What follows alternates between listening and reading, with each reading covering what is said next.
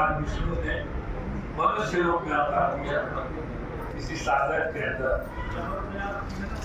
ये वहां पे दिखाए कि भगवान को जाने न कोई, उन्होंने मन ही मन पड़ा। जो सती थी उनको शंका होती।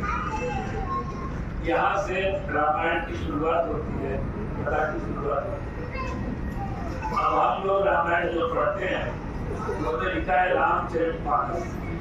राम का चरित्र मन से सभी के अंदर जितने बैठे हैं यहाँ पे या जो बाहर भी हैं, सभी जीव के अंदर ये कथा चलती है। क्या कथा है कि भगवान राम जो दशरथ के यहाँ पैदा हुए, क्या वही राम है, क्या वो भगवान है या कोई और कोई है? इसी शंका में मनुष्य हमेशा पड़ा रहता है। ये शंका निर्मूल हो जाए तो कल्याण होता है, क्योंकि जितने जीव हैं वो सब ईश्वर के अंश हैं। ईश्वर अंश जीव अविनाशी चेतन अमर सराय स्वरासी। जो जीवात्माएं हैं सबके अंदर, उसके अंदर मन नहीं है, गंदगी नहीं है, विकार नहीं है। लेकिन वो जो राम है उनकी शंका है कि भगवान वो है या भगवान काशी में है या भगवान मथुरा में है, कहाँ पर है, इसकी खोज हम कर रहे हैं। इसी पर गोस्वामी जी ने इसका निर्णय और वर्णन किया।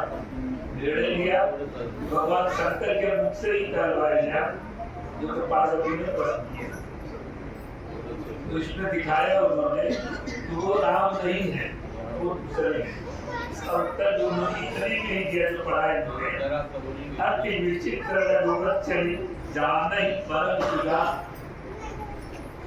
भगवान का चरित्र इतना सुंदर है कि सबकी समझ नहीं आएगा। साधक सिद्ध वहां तक लोग नहीं समझ सकते। जो साधना करते हैं सिद्ध स्थिति को प्राप्त हो जाते हैं।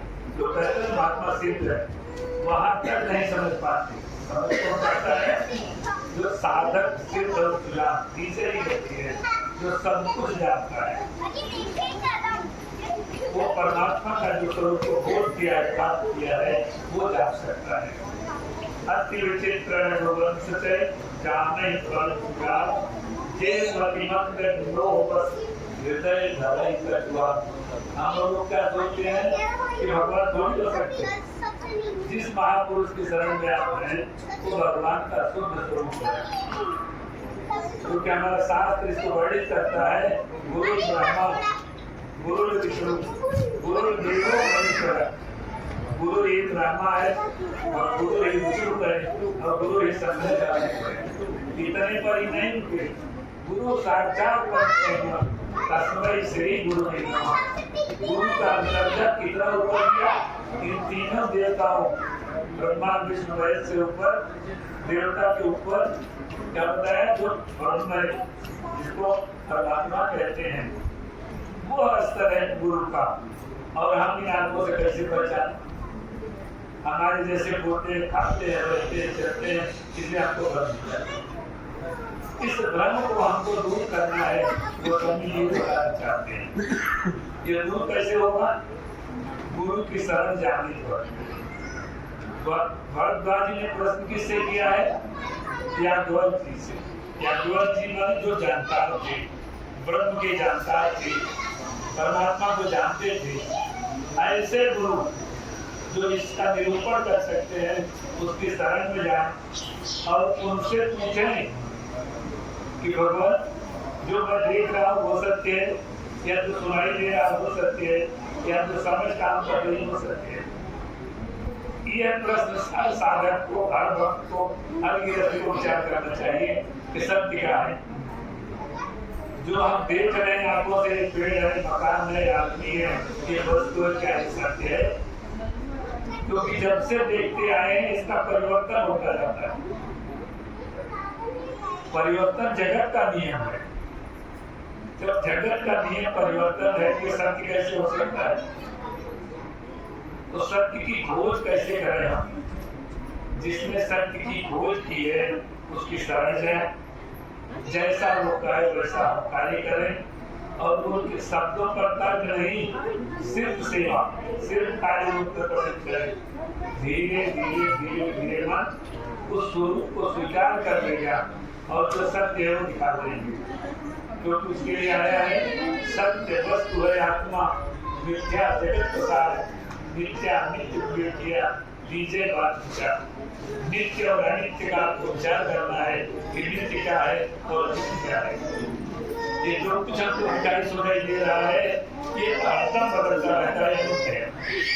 नित्य एक चीज है जो परमात्मा, और वो सबके शरीर में है, उसमें कोई चेंजिंग नहीं, कोई परिवर्तन नहीं है, समान रूप से है। वो क्या है आप सभी लोग अनुभव करें और देखें कि श्वास चल रही है ना सबकी, ये जो श्वास चल रही, जो स्वर चल रहा है यही ईश्वर है, यही परमात्मा है, यही ईश्वर का अंश है। जिस समय श्वास बंद हो जाएगी उसी समय लोग घर से बाहर कर देंगे, कोई रिश्ता नहीं, सब रिश्ते से बाहर। लेकिन हम उस श्वास को हम पकड़ नहीं पाते, उस परमात्मा को हम देख नहीं पाते, इसलिए हमको एक भ्रम हो जाता है कि हम कहाँ रहें, कहाँ जाएं, कैसे करें। थोड़ी देर के लिए कोई चीज अच्छा लगता है, फिर वही चीज खराब लग जाता है। संसार में सुख की खोज करते हैं हम कि पैसा मिल जाए सब काम हमारा हो जाए, लेकिन जब पैसा मिल जाता है तो जितना सुख होता है उससे ज्यादा दुख का घर बना देता है। बहुत पैसा हो गया तो रखते हैं, पैसे का उपयोग क्या करें, जरूरत से ज्यादा हो गया तो कुछ और दुकान डाल ले, कुछ मकान बना ले, एकदम ऐसे ही खाने के लिए ज्यादा भोजन की सामग्री के लिए अगर उपयोग में नहीं आया तो कीड़े पड़ जाते हैं, चूहे खा जाते हैं। बस जो भी चीज है जितना आपके उपयोग में है उतना आपको मिल जाता है, ईश्वर दिखता है। लेकिन वो ईश्वर का न मान के हम लोग सोचते हैं कि हमारी कमाई हुई चीज है, ये हमने कमाया, ऐसा नहीं। ईश्वर ने ही सब कुछ किया है, उसका ही स्वरूप देकर कर्म में भी उसी को देकर, क्रिया भी वही है, कर्म भी वही है और परिणाम भी वही है।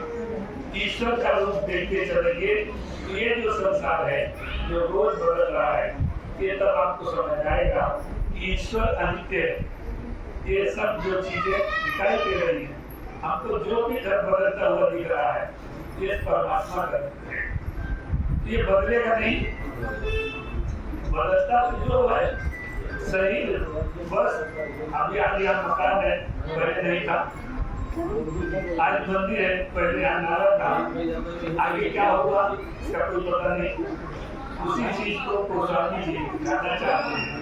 भगवान शंकर के यहाँ जो सती का संपर्क हुआ, सती से जो प्रसन्न हुआ, वो पूछना चाहते हैं भगवान कौन है। सती को शंका हो गई तो उन्होंने कहा जाओ परीक्षा लीजिए। जब उन्होंने परीक्षा किया तो सीता का रूप पकड़ा, जैसे ही सीता का रूप पकड़ा लक्ष्मण तक भ्रमित हो गए, लेकिन राम जी नहीं। राम ने तुरंत प्रणाम किया, माता अकेले कहाँ घूम रही हो, शंकर जी कहाँ है, उनका सब भ्रम दूर हो गया। तो परमात्मा जो है वो आकार में नहीं, निराकार में है। सिर्फ ये है कि हम उसकी तरफ जा नहीं पा रहे, तो हम संसार में आए, आकार को देखा और उसी आकार में फंस गए। ये सब ईश्वर के रूप में है, ऐसा हमें देखना है। तब वो जो परमात्मा है